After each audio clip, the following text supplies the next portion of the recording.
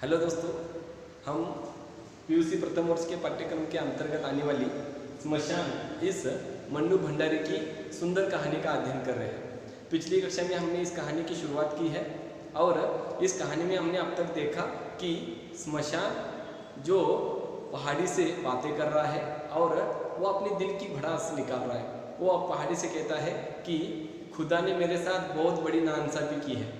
वो कहता है कि खुदा ने मनुष्य को प्रेम भरा दिल दिया है और मुझे ये धू धू करती आग की लपटे। वो कहता है कि काश मेरे पास भी मनुष्य जैसा प्रेम भरा दिल होता तो मैं भी किसी के लिए प्रेम करता, मैं भी किसी की मन में अपने लिए जगह बना लेता, किसी के लिए मैं तड़पता, किसी के इंतज़ार में अपने पलकों के पावड़े बिछाता। बहुत सारी तमन्नाएं उसने अपनी व्यक्त की है और उसकी ये सारी बातें सुनकर उसके बाजू में खड़ी पहाड़ी क्या करती है? मुस्कुराती है। वो भी कैसे? व्यंग्यात्मक, पागल कहीं का इंसान बनना चाहता है ना? इस तरह वो क्या है? मुस्कुराती है। तो पेज नंबर 149, इस पेज पर आखिरी जो पंक्ति है उस पंक्ति से आज हम शुरू करेंगे। एक आंख से स्मशान को और दूसरी आंख से शहर को और उसमें बसे इंसानों को देखने वाली पहाड़ी ने पूछा, बड़ी तमन्ना है इंसान बनने की? तब स्मशान कहता है, तमन्ना? मनुष्य के पास जैसा प्रेममय हृदय है उसे पाने के लिए तो मैं जैसे अपने जैसे 100 जीवन कुर्बान कर सकता हूँ। बस पहाड़ी ने पूछा ऐसे ही, क्या बड़ी तमन्ना है तुम्हारी इंसान बनने की? स्मशान कहता है, इंसान बनने के लिए मेरे जैसे 100 जन्म में कुर्बान करने को तैयार हूँ। पहाड़ी मुस्कुराती, फिर से पहाड़ी मुस्कुराती है और उसकी मुस्कुराहट में क्या है? व्यंग। कैसे मुस्कुराती है? पागल कहीं का इंसान बनना चाहता है। इतने में ही किसी के करुण क्रंदन ने स्मशान के शुष्क हृदय को दहला दिया। इन दोनों की बातें चल रही थी, इतने में किसी एक युवक का करुण क्रंदन सुनाई दिया। क्रंदन, रोना, बहुत ऐसे दिल से रोया हुआ रोना। हाँ, तो किसी का करुण क्रंदन जो है ना स्मशान के शुष्क हृदय को छू जाता है। शुष्क हृदय, शुष्क मतलब जिसमें माया नहीं, ममता नहीं, पत्थर दिल, ऐसा शुष्क हृदय। तो स्मशान के शुष्क हृदय को उस करुण क्रंदन ने क्या किया? छू लिया। एक छोटी सी भीड़ किसी शव को लिए चली आ रही थी। एक छोटी सी भीड़ आ रही है स्मशान में और एक शव लेकर आ रही है, शव, डेड बॉडी। उसमें एक सुंदर नवयुवक फूट फूट कर रो रहा था, मानो किसी ने उसका सर्वस्व लूट लिया हो। लाश उतारी गई, लाश को नीचे रखा गया। वह उस नवयुवक की पत्नी थी। युवक का क्रंदन स्मशान के हृदय को भेद गया।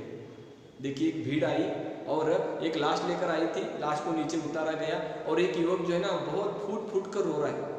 और स्मशान को पता चला कि वह जो युवक है ना, वह युवक अपनी पत्नी के लिए रो रहा है। उसकी पत्नी का देहांत हुआ है, उसकी लाश लेकर आए हैं।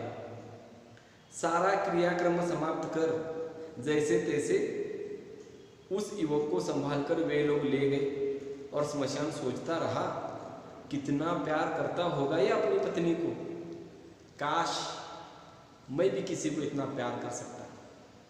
देखिए, जैसे ही लाश को उतारा गया, फिर अंतिम संस्कार उसका हुआ, क्रियाक्रम हो गया और फिर जाते समय लोगों ने उसको, उस युवक को पकड़ा है और जैसे तैसे उसको लेके गए, संभाल कर लेके गए, क्योंकि उसका बहुत बुरा हाल हो गया है, बहुत रो रहा है।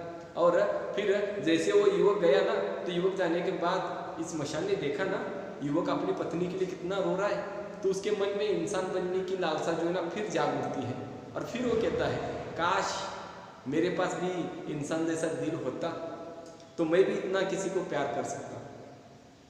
दूसरे दिन उस युवक की पत्नी को जलाए ना, तो उसके दूसरे दिन सांझ के धुंधल के प्रकाश में, सांझ का धुंधल का प्रकाश यानी शाम हो रही है, अभी पूरी तरह से शाम खत्म नहीं हुई है और अंधेरा भी पूरी तरह से नहीं है, तो थोड़ा सा अंधेरा है, थोड़ा सा क्या है, प्रकाश है। धुंधल के प्रकाश में स्मशान ने देखा, क्या देखा? वही युवक आ रहा है, वही युवक आ रहा है और आज वो अकेला आया है।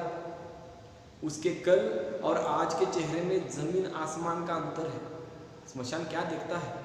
आज वो युवक आया है, लेकिन कल उसको युवक को देखा था स्मशान ने और आज भी देख रहा है। उसका कल का चेहरा और आज का चेहरा, जमीन आसमान का अंतर, मतलब बहुत अंतर है। क्या अंतर है देख लीजिए। एक रात में ही जैसे वो बूढ़ा हो गया था। देखिए उस बेचारे की रो रो कर क्या हालत हो गई है, जैसे मानो एक रात में ना उसका जवान चेहरा जो था ना वो बूढ़ा हो गया है। बेचारे को इतना दुख हुआ है पत्नी के जाने का। आंखें सूजकर लाल हो गई थी, रो रो कर आंखें सूजकर लाल हो गई थी। वह पागलों की तरह लड़खड़ाता हुआ आया और अपनी पत्नी की राख बटोरने लगा। जहाँ पे उसकी पत्नी को जलाया था ना, वहाँ पे वो पागलों की तरह लड़खड़ाता हुआ आया। लड़खड़ाता हुआ इसीलिए क्योंकि बेचारे ने रो रो कर अपना इतना बुरा हाल बनाया है। कल से उसका खाना पीना सब बंद हुआ होगा और वो लड़खड़ाता हुआ आया और जहाँ पे उसकी पत्नी को जलाया था उसकी राख यहाँ पे थी ना, वो राख ऐसे बटोरने लगा, राख को बटोरने लगा। कुछ देर तक हिचकियाँ लेता रहा। बेचारा कल से रो रहा है, कितना रोएगा, अब तो बस हिचकियाँ ही ले रहा है। कुछ देर तक हिचकियाँ लेता रहा और उसकी आंखों से निरंतर आंसू बहते रहे। बेचारा इतना दुखी है, उसको इतना अपनी पत्नी के जाने का गम है। वह इतना रो रहा है, इतना रो रहा है, हिचकियाँ ले रहा है और निरंतर कंटिन्यूस उसकी आंखों से जो ना आंसू बह रहे हैं। फिर जैसे उसके भावनाओं का बांध टूट गया, भावनाओं का बांध टूट गया मतलब कल से सिर्फ वो रो रहा है, लेकिन पत्नी के जाने के बाद वो कुछ कहना चाहता है लेकिन कल से कुछ नहीं बोला। उसके मन के जितने भी विचार है, भावनाएं जो है ना, सब वैसे की वैसे उसने क्या है अपने मन में दबा के रखी थी। आज वो अकेला है और पत्नी की याद में ना वो अपनी सारी भावनाओं को खोल के रखता है, सब विचार अपने व्यक्त करता है। लेखक प्रेमचंद कहते हैं कि जैसे उसके भावनाओं का बांध टूट गया, वह सिर फोड़ फोड़ कर रोने लगा और चीखने लगा। पत्नी के दुख में सिर फोड़ फोड़ के रो रहा है, जोर जोर से चीखने लगा। क्या चीखने लगा? कहने लगा, तुम मुझे छोड़कर कहाँ चली गई सुकेशी। उसकी पत्नी का नाम सुकेशी था। कहता है, तुम मुझे छोड़कर कहाँ चली गई सुकेशी। याद है कितनी बार तुमने कसमें खाई थी कि जिंदगी भर मेरा साथ दोगी, पर 2 वर्षों में ही तुम मुझे अकेला छोड़कर चली गई। बेचारा का दुख देख लीजिए, पत्नी के जाने के गम में कैसे चिल्ला रहा है। कहता है, तुम मुझे छोड़कर कहाँ चली गई सुकेशी। तुमको याद है तुमने मुझे अनेक बार कसम दिलाई थी कि जिंदगी भर तुम मेरा साथ दोगी, अब मुझे क्यों ऐसे बीच में छोड़ के चली गई। कहता है, अब मैं तुम्हारे बिना जीवित नहीं रह सकता। अरे अरे कितना दुख हुआ है बेचारे को। कहता है, तुम्हारे बगैर मैं जिंदा नहीं रह सकता, तुम मुझे अपने पास बुला लो, नहीं तो मैं तुम्हारे पास आने का मुझे कोई उपाय करना पड़ेगा। देखा दोस्तों, ये कहता है पत्नी को कि मुझे अपने पास बुला लो, लेकिन अगर तुम मुझे नहीं बुलाते हो तो मैं तुम्हारे पास आने के लिए कुछ करता हूँ, मतलब मुझे आत्महत्या करनी पड़ेगी, मैं आत्महत्या करूँगा, मैं अपनी जान दे दूंगा मैं, लेकिन तुम्हारे बगैर यहाँ पे नहीं रह सकता। तुम मुझे अपने पास बुला लो, नहीं तो मुझे ही तुम्हारे पास आने का कोई उपाय करना पड़ेगा। तुम नहीं तो मेरे जीवन का कोई अर्थ नहीं, कोई सार नहीं, कोई रस नहीं। कहता है, तुम ही तो मेरा जीवन थी, तुम ही नहीं तो क्या फिर। तुम्हारे बगैर जीवन का कोई अर्थ नहीं, कोई सार नहीं, कोई रस नहीं। ये जीवन मुझे नश्वर लगता है तुम्हारे बगैर। कहता है, तुम ही तो मेरा जीवन थी, मेरी प्रेरणा थी, मैं तुम्हें देखकर जिंदगी जीता था, तुम ही से मुझे जीवन जीने की प्रेरणा यानी मोटिवेशन मिलता था। अब तुम ही नहीं तो मैं जीकर क्या करूँगा। अब मैं जीवित रहकर करूँगा ही क्या। मुझे अपने पास बुला लो, मैं तुम्हारे बिना नहीं रह सकता, नहीं रह सकता, किसी तरह नहीं रह सकता। देखा दोस्तों, कितना गम हुआ है उसको अपनी पत्नी के जाने का।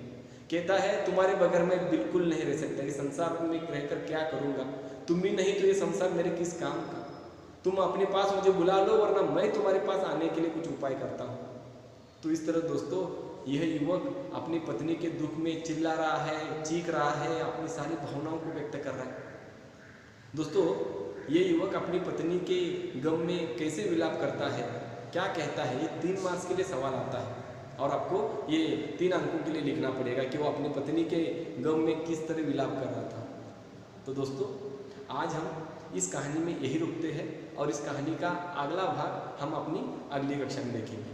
उम्मीद करता हूँ ये वीडियो आपको अच्छी लगी। अगर वीडियो अच्छी लगी तो लाइक करना मत भूलिए। थैंक यू, धन्यवाद।